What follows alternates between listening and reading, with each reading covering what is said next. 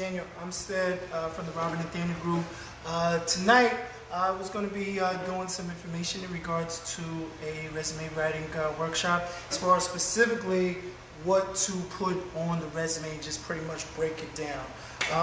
I'll be honest with you, and this is real life. This is what happens. This is the first of many resume writing workshops that I'll be doing. So as you can see, we got a packed house tonight. No, but you are the main audience. So with that being said, we're just going to go camera rolling, lights, camera, action, and go forward. So if you are tuning in, again, my name is Daniel Umstead. I am the owner of the Nathaniel Group. And I have been doing, personally, resume writing for over 10 years now. I started off working for a nonprofit as far as helping high school students get into college, some of which I'm still friends with today. And that moved into the sector working with Kaplan, who then became Brightwood, who then became no longer in existence. So even those students I'm still friends with and cool with. And actually one of them, McGinley Services, he actually just got some work done on his truck. So very, very proud of Frank for getting out there and doing his thing. But in addition, I just wanted to run down specifically what's supposed to be on the resume. I will be doing another one of these tonight at 8:30 with my friend Anastasia on the loop. So definitely check us out there. She'll be doing a little bit more digging as far as my background, but we'll definitely go over the tips in regards to that.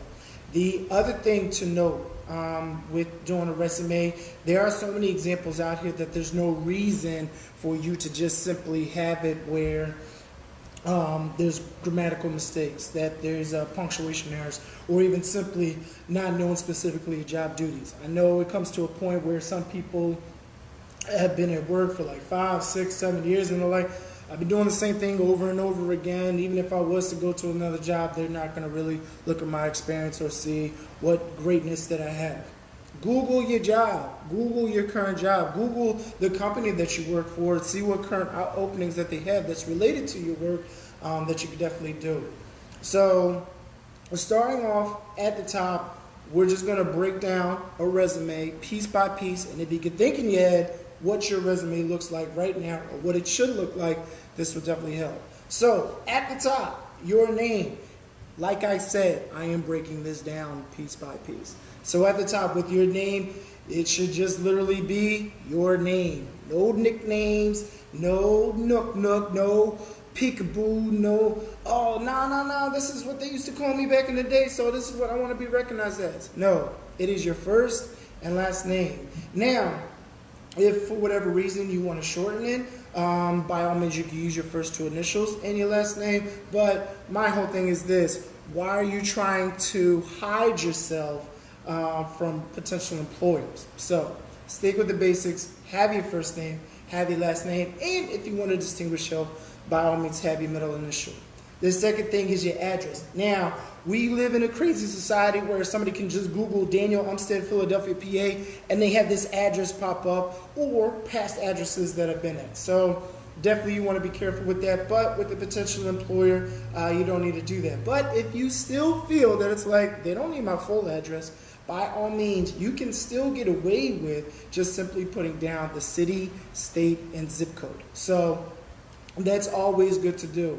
The other thing after your address is phone number, a working phone number. Make sure the phone number that you have does work. Now, I know what you're thinking, like, oh, well, my phone's supposed to be turned back on, so if they do call me, I'll be A-okay. There is a service called Google Voice in which you can, and by all means able to, simply connect to a phone utilizing Wi-Fi, and you can put that phone number down. Or if there's somebody that you trust, such as your boyfriend, your girlfriend, husband, wife, brother, and sister, by all means feel free to use their phone. But make sure that their voicemail is general so that when they call for Mark, let's say, they know that when they actually pick up and hear Brittany, it's like, wait, I was trying to reach Mark. Why is Brittany answering the phone? Or why am I getting Brittany's voicemail? And they're thinking to themselves, well, maybe I got the wrong number. As a recruiter, has this happened where I'm like, maybe I got the wrong number and definitely hung up and didn't call them back? Yes, it has.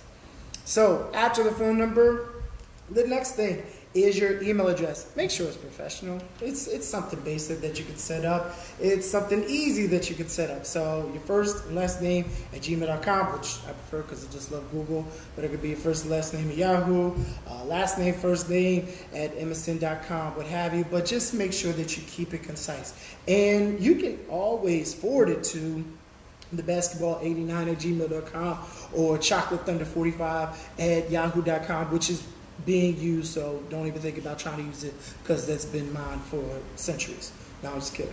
Now, underneath, after you got your name, your address, your contact information, underneath of it, you should have the title of the job that you're applying for. Now, some of you may say, well, Dan, I don't know what job title that I want to go for. Then you need to take a step back. What type of job are you looking for? What is your next career opportunity? If it's going to be in sales, then it should say sales specialist. If it's going to be office work, then it should say clerical assistant. But whatever type of job that you are looking for, that should be the title of your resume right underneath the contact information. Now, right under that, some people have like, oh, I need to put my objective down, or I need to put my profile down, or my summary qualifications. The only thing that you need to put down under it is explaining who this great person is. You got to understand, recruiters such as myself only have 6 seconds to look at your resume. Either they're stuck in meetings, or they got another resume they need to check out, or let's say they're just tied up with so many resumes. Like, I'll give you a prime example. When we recruit for Richmond, Virginia, it is tons and tons and tons of resumes that we get compared to other locations, let's say West Seneca, New York, in which there may be a few resumes. So depending upon the area that we're recruiting at, if we know we got 600 resumes to look through in Richmond, Virginia, please believe I'm not going through all those 600 resumes. I may pull out only 10 that I need, and if those 10 don't stand out to me, then I'm going to move over to the next candidate. And that goes hand in hand when you're applying for a job. A lot of people, because we have so much technology, because we have so much social media, or, oh, I could just chat them, or I could just send an email, there's still nothing wrong with calling. So my best method that I would recommend is when you're applying for a job, once you apply and you know who you're actually sending it to, especially if it's a direct contact, make sure you call them, especially as a recruiter, we have our contact information down there because our job is to recruit. So make sure that you do call them, leave a voicemail, and if you don't feel comfortable leaving a voicemail right then and there, or calling them throughout the day, then call them at 6, 7, and 8 and leave a voicemail. If you were to call my job right now to inquire about a job opportunity, yes, it will go straight to voicemail, and the next morning I could check it. I'll be like, oh, wow, oh, yes, I see that they applied. Oh, and they also emailed me. That must show that they are really interested in this job. So that's tip in regards to that, but let me jump off that soapbox. So back to the profile. Your profile should be plain and simple and reading along the lines as far as who you are as an individual. Now, you might be thinking, 6 to 7 years, so I really don't know what to say as far as who I'm as an individual. Well, that's where I come into play, or Google comes into play. So you can always look up sample summary of qualifications, sample profile, but stay away from the objective statement as far as saying, oh, I'm seeking an opportunity in real estate, or I'm seeking an opportunity as administrative assistant because I bring 10 years of experience. Recruiters, employers, HR reps, personnel, everybody knows that you're looking for a job. Everybody knows that with this resume in hand that you're seeking an opportunity either with them directly or within the company. So with that being said, there's no need to say I'm seeking an opportunity, ... Now, after the summary qualifications, point out your key skills. Now, don't put down that you have a driver's license, unless the job requires a driver's license. But saying that you have a driver's license is not a key skill. Something even more basic than that, excellent verbal and communication skills, will be good to put down as part of your summary of qualifications. Putting down that you're proficient in MS Word and Excel. Even if you're not quite the expert in it, still just putting down I am proficient in it is fine. What I typically use when I work with the vendors that I work with at my job is that I'll just say proficient in MS Word and Excel. I don't know everything about Excel, nor do I know everything about MS Word, but do I know how to open the document? Do I know how to go to YouTube? Do I know how to go to Google and navigate through if I do have any questions? Yes, by all means. So don't think that, oh, well, I don't know how to use it that well. I mean, I do use it at work, but I'm not an expert in it, but you are proficient. So going back, name, address, phone number, email, the job title that you're seeking or the job title that you're looking to become and get into, and then your summary of who you are as an individual, which you can Google, and then of course your skills. Now, we're going to go in two different directions here in regards to what you should be putting next. For those that have recently accomplished an educational feat, an educational success in their life, by all means, you can put down your education top, especially if you just got your master's degree, bachelor's degree, or if you just graduated high school. You want to put your education at the top, especially if the job is saying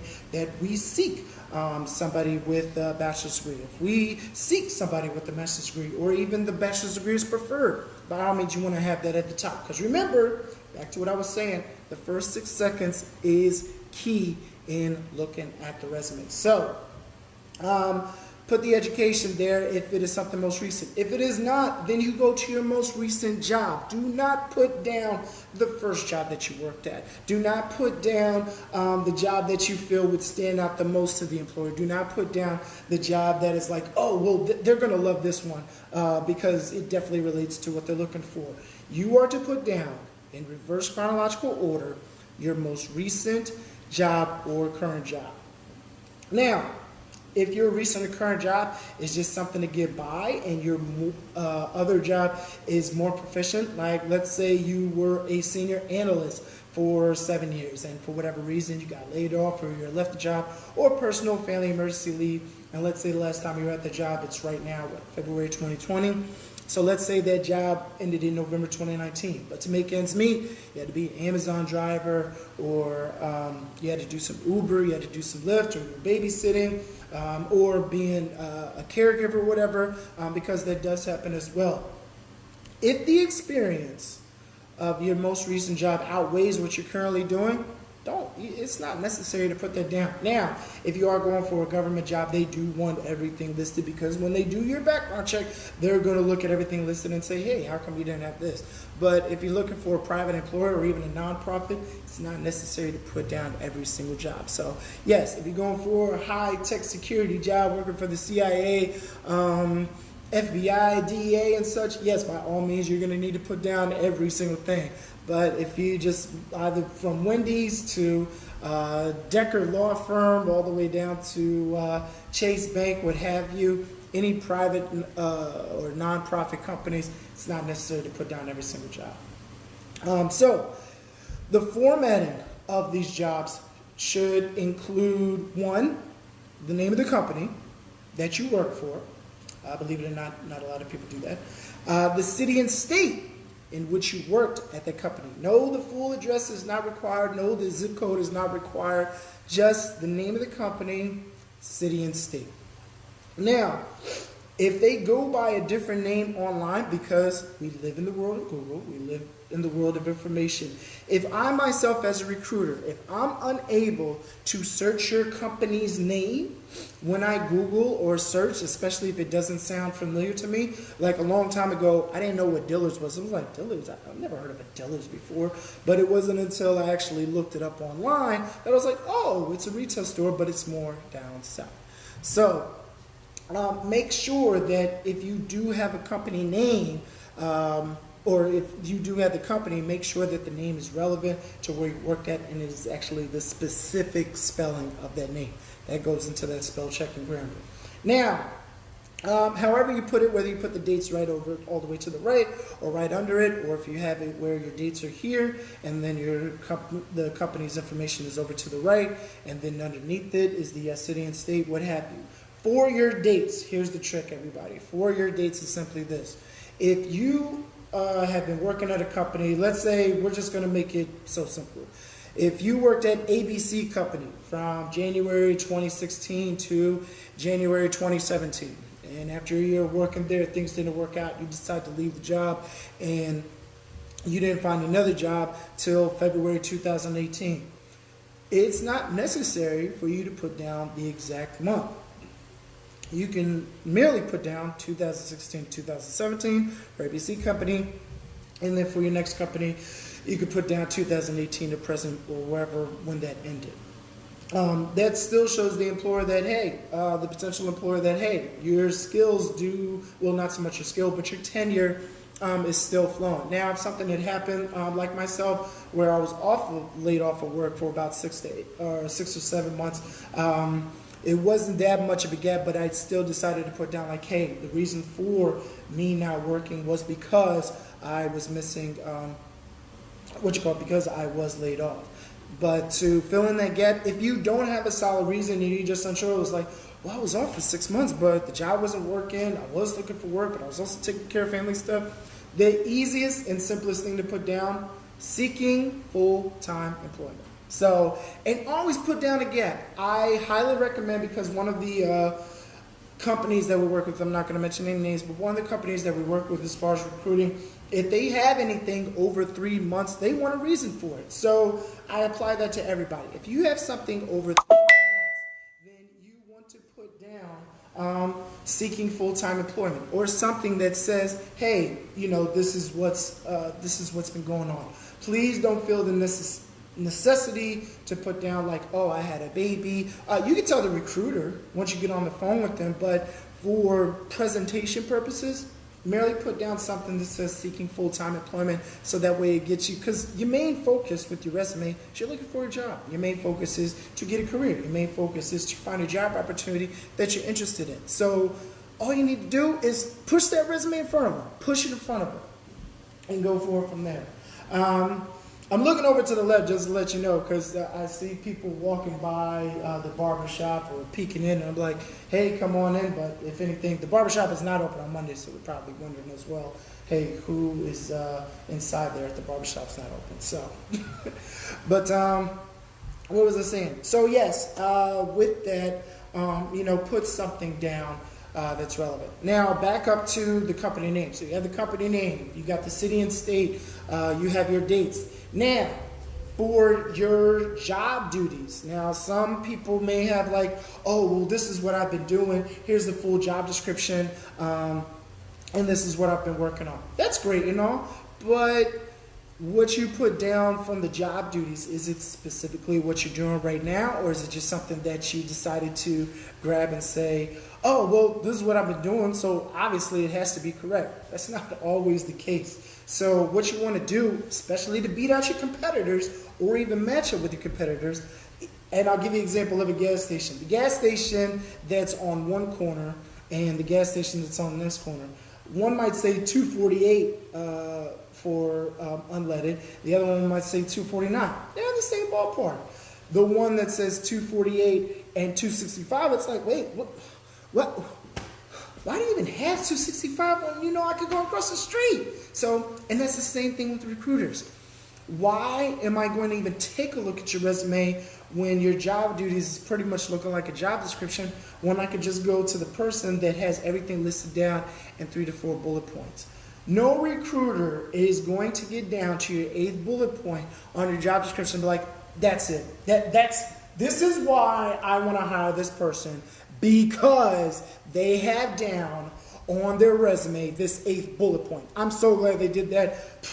My job is done. This is good to go. Nobody does that. No recruiter at all. It might be interesting to them, but no recruiter is going to go through all of that. So keep it condensed, especially if you have a long resume. Now, if you've only had 2 jobs in the past maybe 15 years, and you only have 3 or 4 bullet points, definitely by all means add it to that 7 and 8, because you want to fill up that page. And kind of cutting to the end here a little bit, your resume should be no more than 1 page long. Sad to say, it should be no more than 1 page long. Now, if you're going for a government position, which I'm helping a friend out, I definitely want to make his stand out to 2 pages, because I want him to see that or I want his future employer to see of specifically what he's been doing over the years, where his education is at, so on and so forth.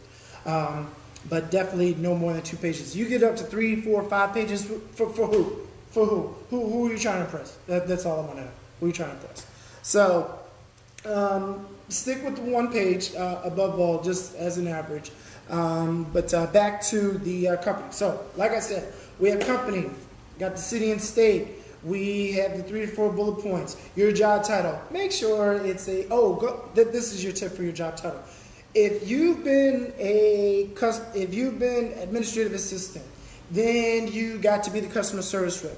Then you got to be the customer service office lead. Then you got to be the office manager. Then you got to be the supervisor. Then you got to be the director.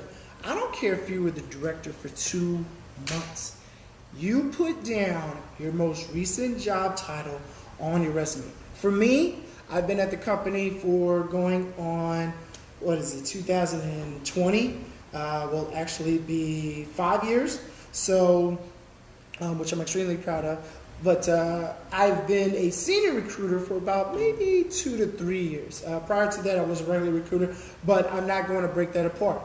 All I want a future employer to see is that I've been a senior recruiter for 5 years. They're not going to check back and say, oh, well, when did you become a senior recruiter? That's when that engagement comes in. That's when the interview comes in to let them know, hey, I started here, then I moved to here, then I moved here, then I moved to here. Understand, your resume is a piece of paper, so you can get a call back. So you can get an email back, so you can get that interview.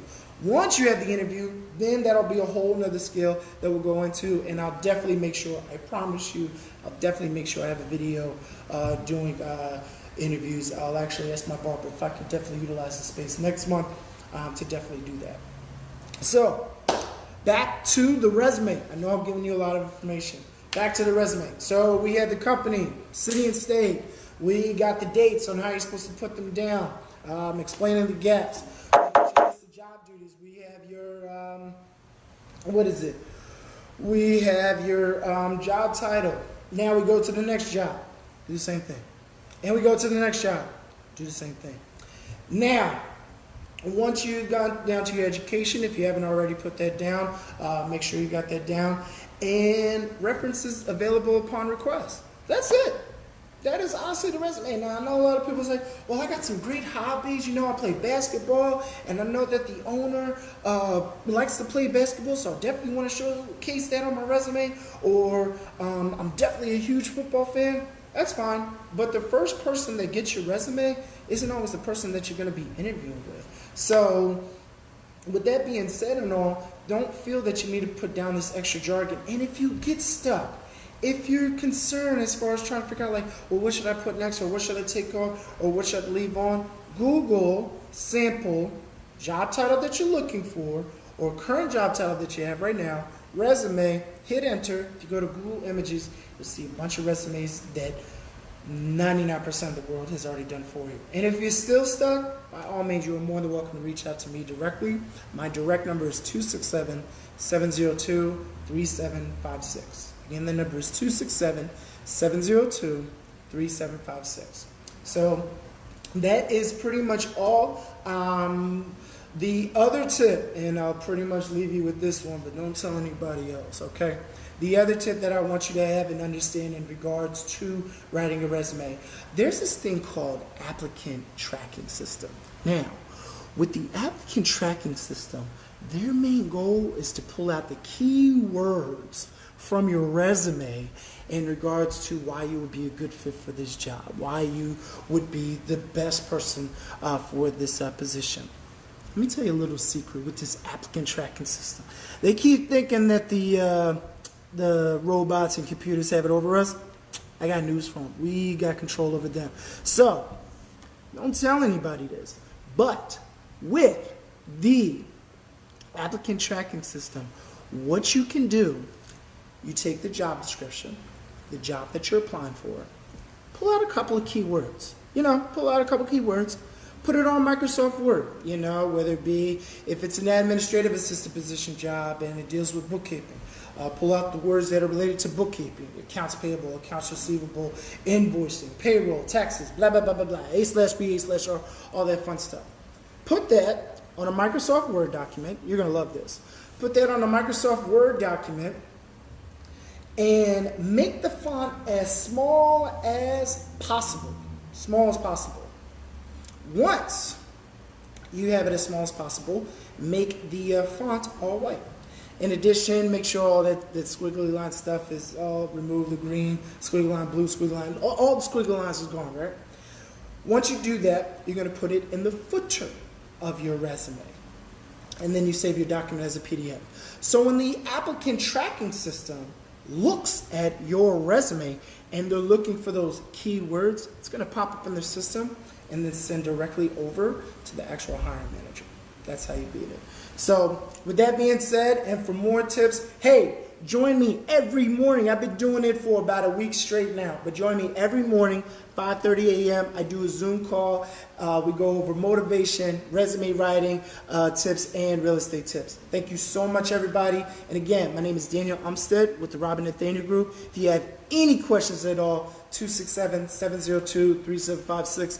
And also, if you happen to miss this or would like to see me again, tonight, 8:30 p.m., I'm going to be joining my friend Anastasia. We're going to be on the loop and doing a full podcast as well, talking about some resume writing tips. Thank you all, and as always, stay blessed, my fellow millionaires. Talk to you soon.